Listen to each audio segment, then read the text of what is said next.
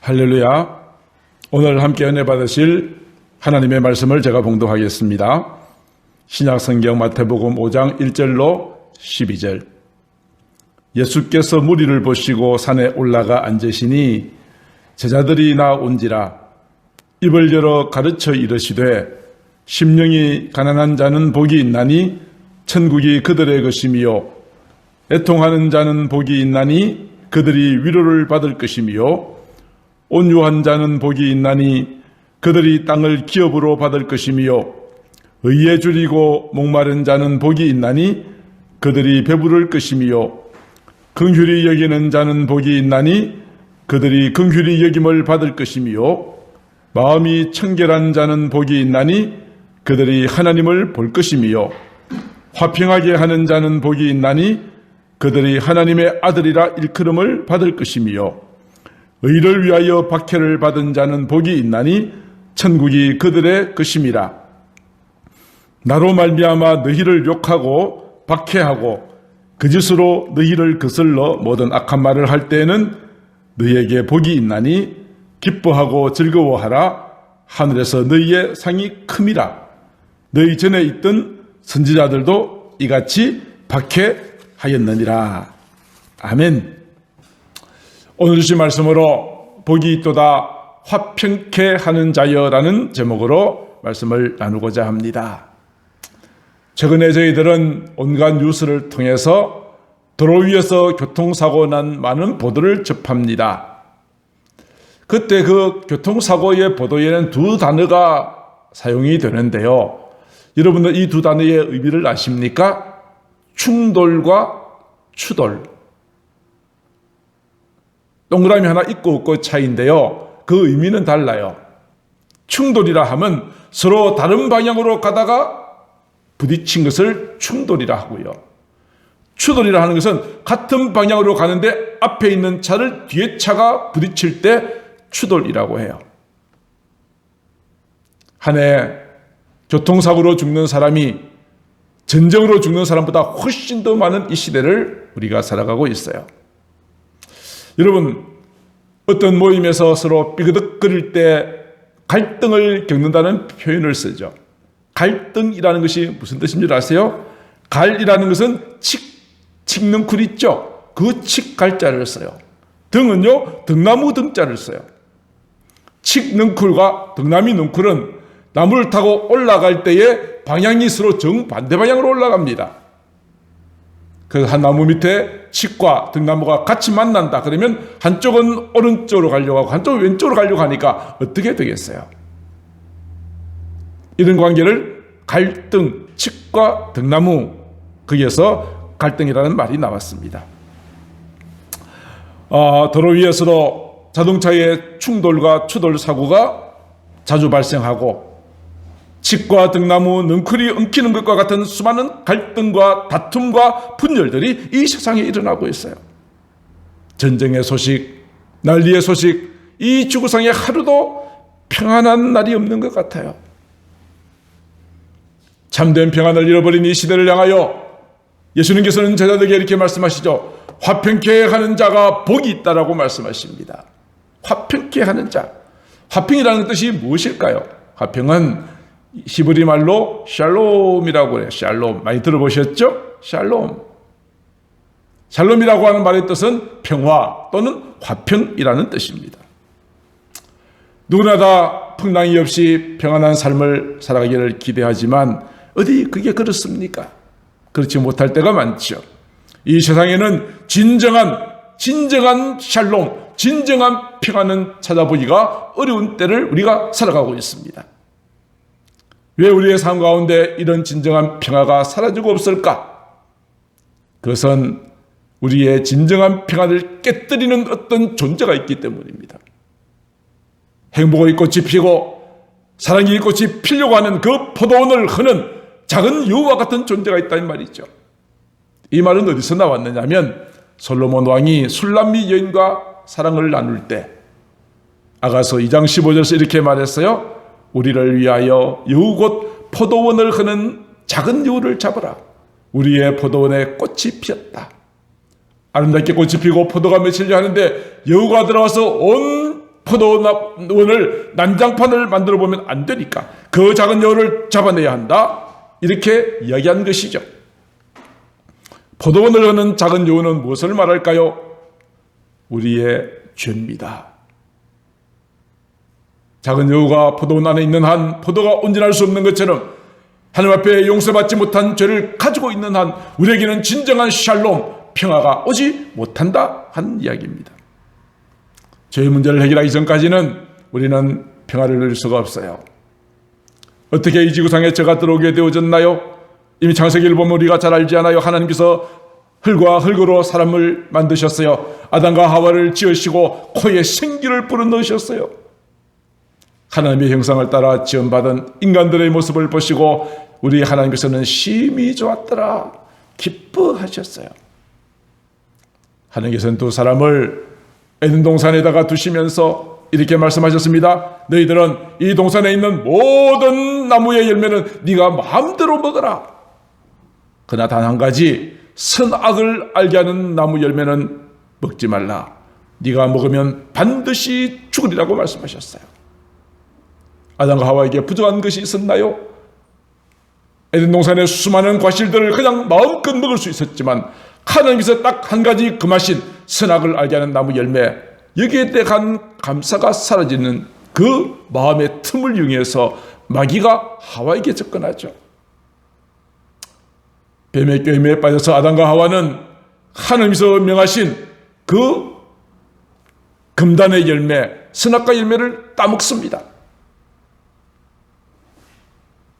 하나님의 말씀을 불순종하는 죄를 지었다는 이야기죠. 열매를 따먹고 난 다음에 그들은 어떻게 되었습니까? 그들의 눈이 밝아졌습니다. 자기들이 벗은 줄을 알았습니다. 무엇을 말하는 것이죠? 죄를 지으면 수치심을 느낀단 말입니다. 부끄러움을 느낀 거예요. 불순종하고 난 다음에 저들의 눈에 자기들이 벗고 있는 것을 발견했다는 것이죠. 무화과 나무 잎으로 치마를 엮어서 부끄러운 부분을 가렸어요. 죄를 지으면 이와 같이 수치를 당하게 됩니다. 그리고 저녁 무렵쯤 되어서 바람이 불 때 하나님께서 거니시는 소리가 들립니다. 전에 같으면 하나님과 아담과 하와 사이에는, 하나님 사이에는 아무 문제가 없었어요. 서로 교제하며 함께 기뻐했던 관계였지만은 말씀에 불순종하고 난 그 뒤에 하나님이 거니시는 소리를 듣고 아담과 하와는 어떻게 했나요? 여호와의 하나님의 낯을 피하여 동산 나무 사이에 숨었습니다. 죄는 이와 같이 하나님과의 관계를 단절시킵니다. 사람과 사람 사이에도 어느 한쪽에 잘못을 저지르고 나면 괜히 마음이 불편하지 않습니까? 죄는 이와 같이 부끄러움을 가져다 주고 관계를 단절시킬 뿐 아니라 하나님께서 아담을 찾으셨습니다. 아담에게 내가 그만 선악과 열매를 따먹은 것에 대해 말씀하시자 아담은 어떤 반응을 보였습니까? 3장 12절 창세기, 아담이 이르되 하나님이 주셨어. 자, 여러분 사진을 잘 보세요. 손가락이 어디를 향하고 있습니까?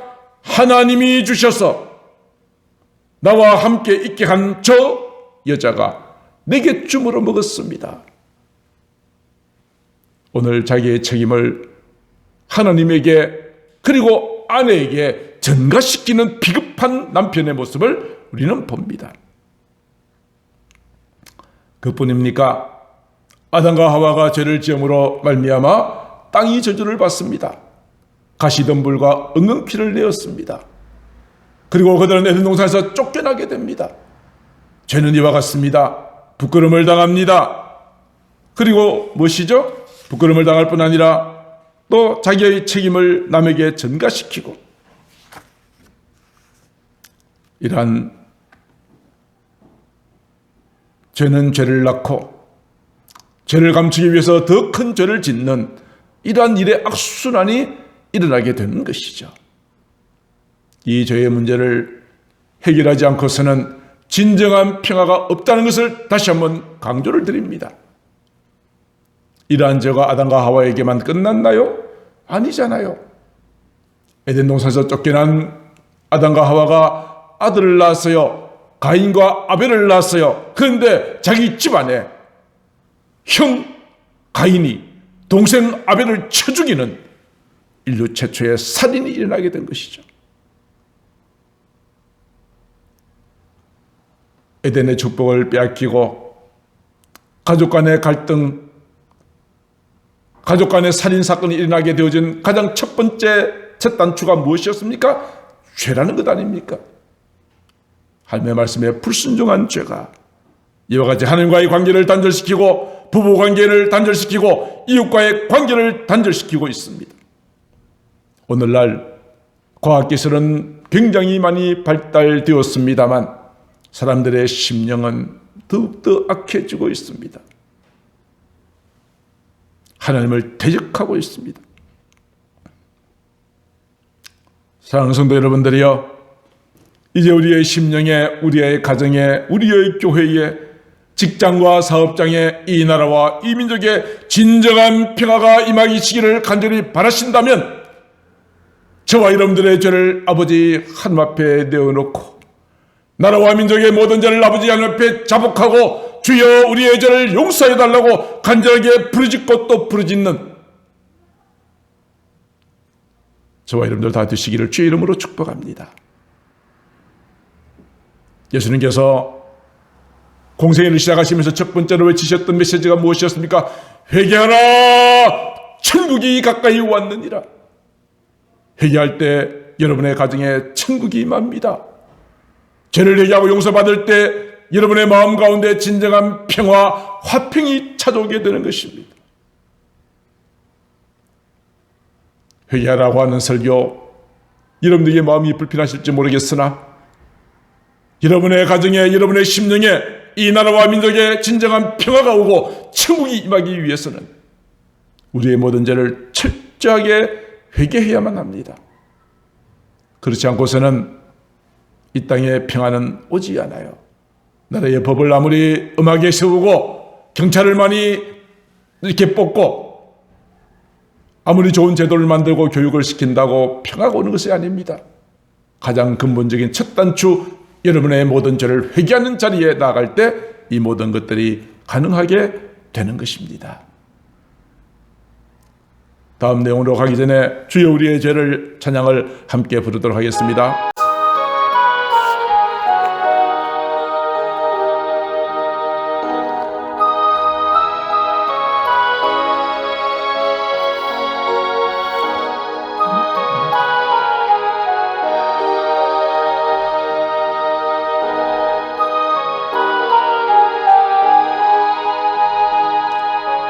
주여 우리의 죄를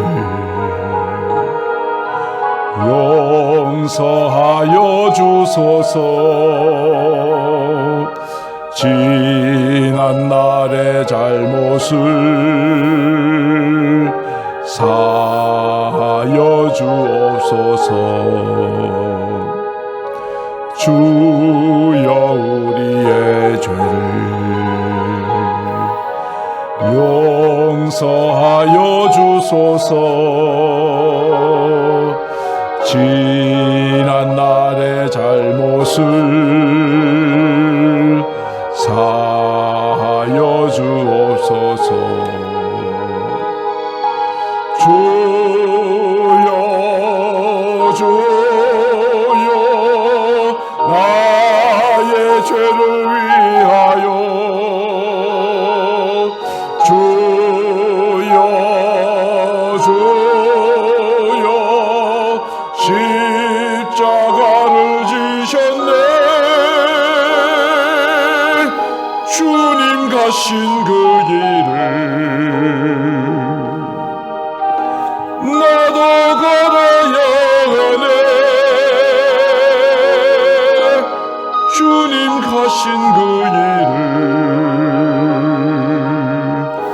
나도 걸어야 하네.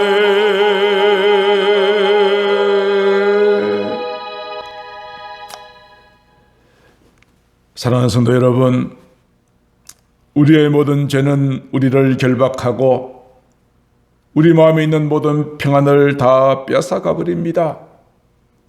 도둑이 오는 것은 도둑질하고 죽이고 빼앗으려는 것밖에 없지만 우리에게서 우리에게 생명을 주시고 풍성케 하시기 위해서 주님 오셨습니다. 아담 이후에 태어난 모든 사람들은 태어나면서부터 죄를 가지고 태어납니다. 우리 마음속에는 죄성이 가득하기 때문에 모든 사람이 다 죄를 지었습니다. 의인은 없으니 하나도 없다고 말씀하십니다. 죄의 삭은 사망입니다. 모든 사람이 자기가 지은 죄로 말미암아 영원한 멸망의 자리에 들어갈 수밖에 없게 되었는데 하나님이 이 세상을 이처럼 사랑하사 독생자를 주셨으니 이는 그를 믿는 자마다 멸망하지 않고 영생을 얻게 하려 하셨습니다. 예수님께서는 우리의 죄로 말미암아 하나님과 갈라지고 불화한 모든 관계를 회복시키기 위하여서 친히 이 땅에 오신 분이십니다. 예수님께서 태어나실 때 천사들이 이렇게 노래했지 않습니까? 목동들이 그 노래를 들었습니다. 홀연히 수많은 천군들이 천사들과 함께 하나님을 찬송합니다. 지극히 높은 곳에서는 하나님께 영광이요 땅에서는 평화로다. 땅에서는 평화로다 말씀하셨습니다.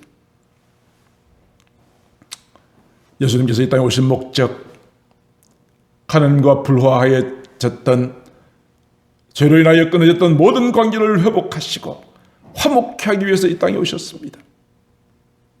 우리 주님께서 제자들과 함께 계실 때 두려워하고 근심하는 제자들에게 이렇게 말씀하셨죠. 요한복음 14장 27절 평안을 너희에게 끼치노라. 나의 평안을 너희에게 주노라. 내가 주는 것은 세상이 주는 것과 같지 않다. 너희는 마음에 근심하지도 말고 두려워하지도 말라고 하셨습니다. 오늘 또 온갖 근심과 두려움에 사로잡혀 있는 저와 여러분들을 향하여 주님께서 말씀하십니다. 나의 평안을 너에게 주노라. 오늘 이 땅에 평안을 주기 위해서 오신 그 주님, 오늘 또 근심과 두려움 속에 사로잡혀 있는 저와 여러분들에게 진정한 평화의 축복을 주시기 위하여 이 땅에 찾아오신 줄로 믿습니다. 로마의 황제는요, 강한 군대의 힘으로 주변 나라를 다 정복해서 힘으로 평화의 시대를 만들었습니다. 억압된 평화입니다. 그 평화는 가짜 평화입니다. 힘으로 억압되어서 내 마음속에 불평이 있어도 더 이상 발산하지 못하니까 겉으로 보면 평안한 것 같지만 진짜 평화가 아닙니다. 힘으로 제압된 평화입니다. 로마 황제는 군대로 유럽의 일부를 점령하였지만 우리 주님께서는 가장 연약한 자의 모습으로 저와 여러분들의 모든 죄를 대신하여 십자가에 못 박혀 죽으심으로 저와 여러분들을 구원해내시는 위대한 역사를 이루어 가셨습니다. 로마 제국은 지구의 역사상 사라졌지만 우리 주님의 십자가의 희생을 통하여 세워진 이 하나님의 나라는 지금도 건재합니다. 진정한 평안은 힘으로 돈으로 되는 것이 아니라는 사실입니다. 사도 바울은 에베소서 2장 6절로 16절로 17절에서 이렇게 말합니다. 십자가로 이 둘을 한 몸으로 하나님과 화목되게 하려 하심이라. 원수가 된 것을 십자가로 소멸하시고 오셔서 먼데 있는 자들과 가까이 있는 자들에게 평안을 전하시기 위해서 우리 주님께서 오셨다고 말씀하십니다. 주님의 십자가, 그것은 하나님과 우리 사이에 끊어지고 단절되었던 관계를 회복하는 다리와 같습니다.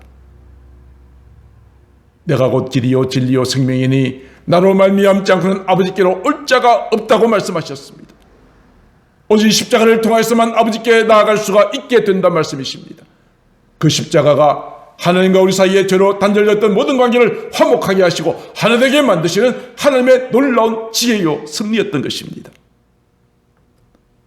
골로새서에서도 동일한 말씀을 하시죠. 아버지께서는 모든 충만으로 예수 안에 거하게 하시고 그의 십자가 피로 화평을 이루사 만물 곧 땅에 있는 것들이나 하늘에 있는 것들이 그로 말미암아 자기와 화목되기를 기뻐하셨답니다.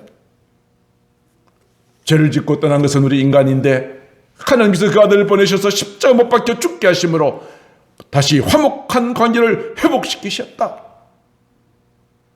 얼마나 크고 놀라운 사랑인지요. 사랑하는 성도 여러분, 우리의 모든 죄를 대속하기 위하여서 이 땅에 보내신 우리 주 예수 그리스도, 그분의 은혜를 늘 감사하시면서 믿음으로 승리하시는 우리가 되어지기를 주님의 이름으로 축복합니다. 예수 그리스도를 통하여 우리에게 화목을 이루게 하셨던 그 주님께서는 우리에게 이렇게 말씀하십니다. 화평케 하는 자가 복이 있답니다. 화평케 하는 자가 뭐죠? 단순하게 평화를 사랑하는 온건주의자를 말하는 것이 아닙니다. 화평을 만들어가는 자입니다. 피스메이커입니다. 세상에서도 어느 한 나라나 민족의 세계 모든 사람들의 평화를 위해서 공헌한 개인이나 단체에 대해서 뭘 주죠? 노벨 평화상을 줍니다. 그만큼 평화의 가치는 크다고 말씀을 드릴 수 있습니다. 사도 바울이 이렇게 분명히 우리에게 말씀을 전해주십니다.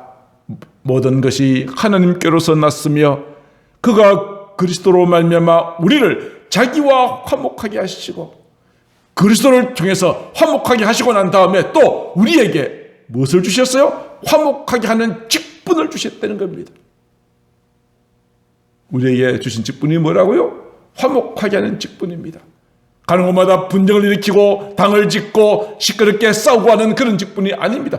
화평케 하는 직분을 주셨다라고 사도 바울은 분명히 말씀하고 있습니다. 19절에도 이렇게 말씀하십니다.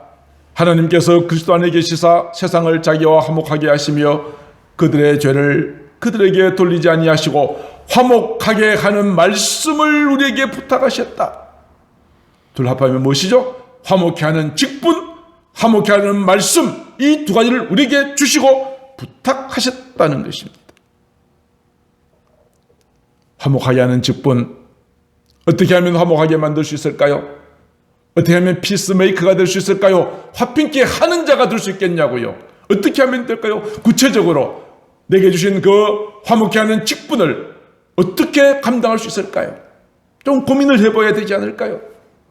그냥 좋은 말이 하고 거기만 끄떡이고 가버리면 무슨 소용이 있겠어요?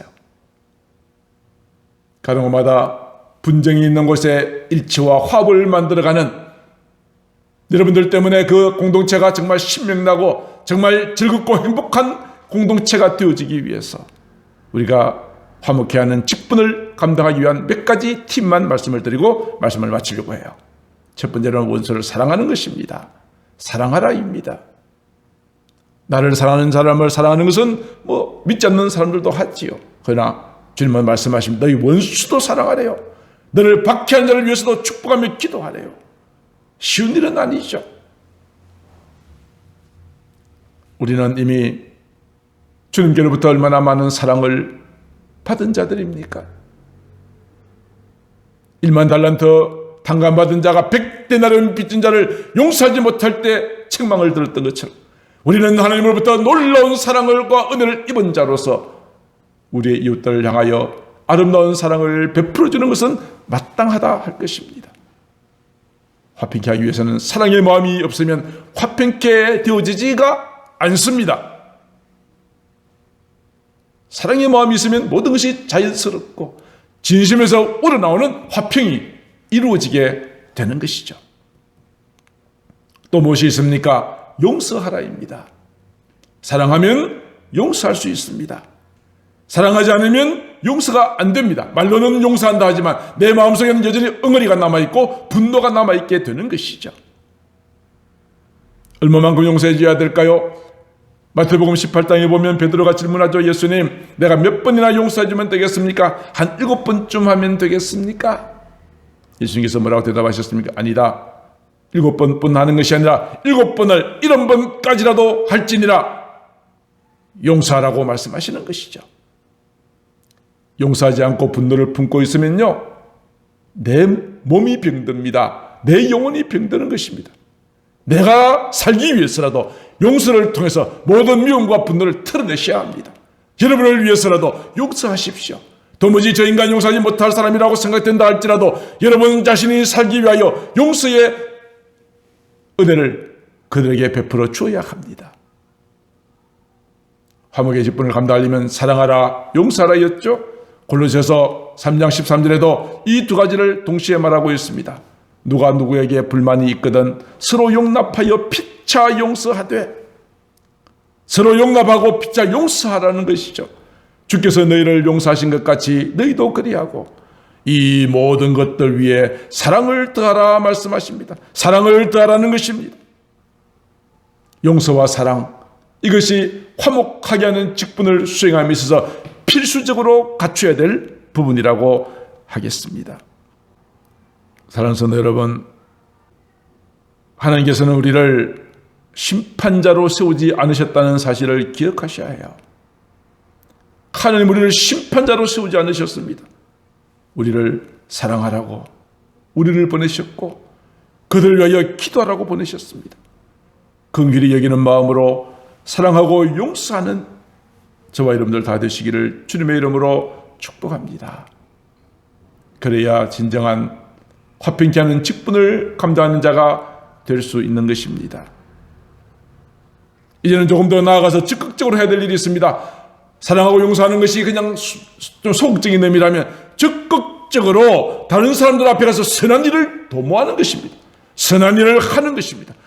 로마서 12장 17절 18절에 보면 악으로 갚지 말고 모든 사람 앞에서 선한 일을 도모하라 하는 것입니다.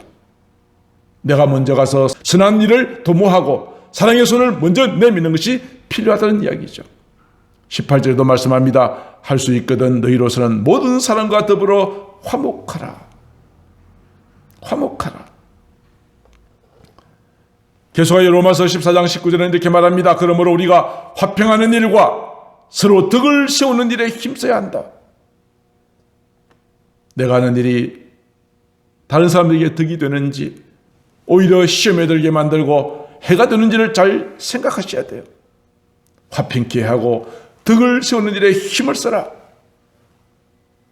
히브리서 기자는 히브리서 12장 14절에 이렇게 말합니다. 모든 사람과 더불어 화평함과 거룩함을 따르라. 이것이 없으면 아무도 주를 보지 못하리라 말씀하셨습니다. 사랑하는 성도 여러분, 이와 같이 서로 이해하고 용서해 줄 뿐 아니라 있는 모습 그대로 받아주는 우리의 넓은 마음이 필요해요. 있는 모습 그대로 그 사람을 받아주세요. 내가 만든 틀 속에다 그 사람 억지로 집어넣으려고 하지 마세요. 여러분과 자라는 환경이 다르고 생각이 다 다르잖아요. 있는 그대로 받아주고 그에게 부족한 점이 보이거든 그를 위해서 기도해 주세요. 이것이 진정으로 하나 되게 만드는 비결입니다. 서로 돌아보시고 사랑과 선행으로 격려해 주세요. 계속하여 사랑을 나눌 수 있도록 칭찬하고 도와주셔야 해요. 그리고 화목케 하는 말씀. 화목케 하는 말씀이 뭐죠? 주님의 십자가. 하나님과 우리 사이를 화목하게 만드는 그 십자가의 복음을 사람들에게 전해주세요. 저들 마음에 평안이 찾아오면 그때부터 세상을 보는 눈이 달라지게 될 거예요. 미웠던 사람이 불쌍히 여기게 될 거예요. 전에는 싫었는데 그 사람이 좋아지게 될 거예요. 사랑하는 마음이 생기게 될 거예요. 그렇지 않고서는 진정한 평안은 찾아올 수가 없는 것이랍니다. 이제 마지막으로 화평케 하는 자에게 주시는 축복은 하나님의 아들이라 일컬음을 받게 된다는 것입니다. 하나님의 아들. 이것은 단순한 신분의 변화만은 아니에요. 내가 하나님의 아들이 됐다고 신분만 바뀐 것이 아니란 말입니다. 하나님의 아들이라고 하는 것에는 놀라운 권세가 있습니다. 하나님의 아들이라고 하는 권세 말입니다. 그냥 신분만 바뀐 게 아니라고요. 하나님의 아들이 됨으로 우리는 놀라운 권세를 가졌습니다. 어떤 권세입니까? 누가복음 10장 19절 내가 너에게 뱀과 전갈을 밟으며 원수의 모든 능력을 제어할 권능을 주었다. 하나님의 자녀라고 하는 권세는요, 사탄의 머리를 밟을 수 있는 권세예요. 하나님의 자녀이므로 예수님의 이름으로 마귀를 명한 적 마귀가 떠나가고 질병을 명한 적 질병이 고침받고 여러분들 앞에 홍해가 갈라지고 여리고성이 무너지고 마른 땅에서 샘시 솟아오르는 놀라운 기적이 나타날 수 있는 것은 하나님의 자녀라고 하는 권세, 이 권세가 있기 때문이라는 말씀이죠. 누구에게 이런 권세를 주셨어요? 영접하는 자, 그 이름을 믿는 자, 주님을 믿음으로 내가 주님 안에서 화평을 누리고 그 화평을 이웃에게 나눠주기를 원하는 자, 그에게는 하나님의 자녀가 되는 권세를 주셨는데, 그 권세는 뱀과 증갈, 마귀의 머리를 밟고 원수의 모든 능력을 제어하고, 그리고 결단코 여러분을 어느 누구도 해칠 자가 없도록 지켜주시는 권세예요. 어느 누구도, 어떤 사탄과 마귀도, 어떤 환경도, 어떤 풍랑도 여러분을 결단코 해치지 못할 것입니다. 왜요? 우리에게는 하나님의 자녀라고 하는 놀라운 권세가 있기 때문이죠. 그리고 또 한 가지만 더요. 이런 권세만 있습니까? 또 어떤 권세입니까? 자녀이기 때문에 아버지의 집을 상속받을 수 있는 권세예요. 법적으로 보장된 권리 아닙니까? 부모가 돌아가시면 그 혈육들에게 재산이 상속되듯이. 그래서 예수님께서 이렇게 말씀하셨죠. 요한복음 14장 1절로 3절에 내 아버지 집에 거할 곳이 많대요. 우리 주님께서 이제 하늘로 올라가실 때에 내 아버지 집으로 올라가신다고 그러셨어요. 그러면 산으로 올라가실 때가 되어서 약속하시기를, 가서 너희를 위하여 거처를 예비하면 내가 다시 오리라. 내가 다시 오리라. 내가 너희를 내게로 영접하여 나 있는 곳에, 내 아버지의 집에, 영원한 천국에, 너희 아버지의 집이니까, 너희가 자녀이니까 아버지의 집을 상속받을 수 있는 축복을 주시겠다고 약속하신 거죠. 다른 말로 말하면 무엇입니까? 쉬운 말로 말하면 무엇이죠? 아버지 나라 상속받는다는 것을 다른 말로 말하면 무엇입니까? 우리가 이 땅에 살다가 죽어도 아버지 하나님이 다스리는 그 나라 천국에 들어갈 수 있는 권리를 얻게 된다는 것입니다.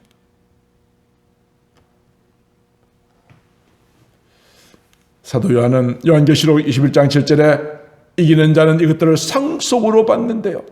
이것들은 요한계시록 21장에는 천국의 아름다운 모습들이 기록되어 있어요. 이기는 자, 끝까지 믿음을 지키는 자에게는 천국을 상속으로 받게 되리라. 나는 그의 하나님이 되고 그는 내 아들이 되리라. 하나님의 자녀로 일컬음을 받을 때 누리는 축복이란 말씀이죠. 말씀을 정리하고자 합니다. 저는 오늘 이 시간 여러분 한 분 한 분이 이 놀라운 축복의 주인공 되기를 간절히 소망합니다. 화평을 도모하세요. 가는 곳마다 분쟁을 일으키는 자가 되지 마세요. 이를 위하여서 여러분들 정말 우리에게 주신 귀한 축복들을 마음속에 간직하시고, 나를 통하여 내가 속해 있는 공동체가 평안한 사랑이 넘치는 공동체가 될 수 있도록 여러분들 만들어 드리세요. 서로 사랑하며 용서하고 화평의 일과 덕을 세우는 일에 힘을 쓰시기를 바랍니다. 화평케 하는 자, 내게 하나님의 아들이라 일컬음을 받게 될 것이라. 이 귀한 축복을 온전히 받아 누리시게 되기를 우리 주 예수님의 이름으로 축복합니다. 기도드리겠습니다. 사랑의 하나님 아버지, 이 땅에는 진정한 평화가 찾아볼래야 찾아볼 수가 없습니다. 우리에게 이 아름다운 평화를 깨뜨리는 작은 여우와 같은 죄가 우리의 가정을, 우리의 심령을, 우리의 자녀를, 한국교회를, 대한민국을 망가뜨리고 있습니다. 하나님 아버지, 이 모든 화평이 깨어지는 것은 죄 때문이라는 것을 깨달았습니다.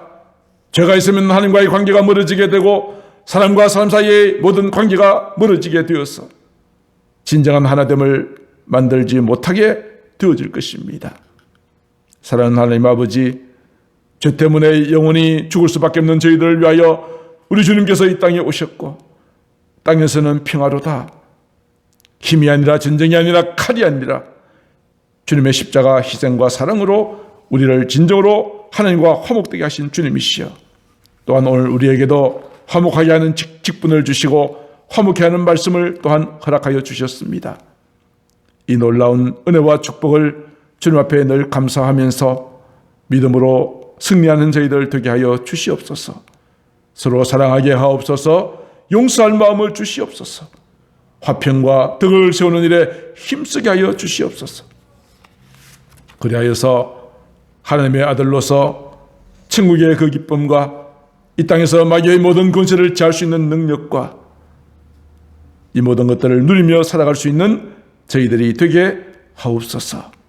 사랑이 많으신 우리 구주 예수님 이름으로 기도드리옵나이다.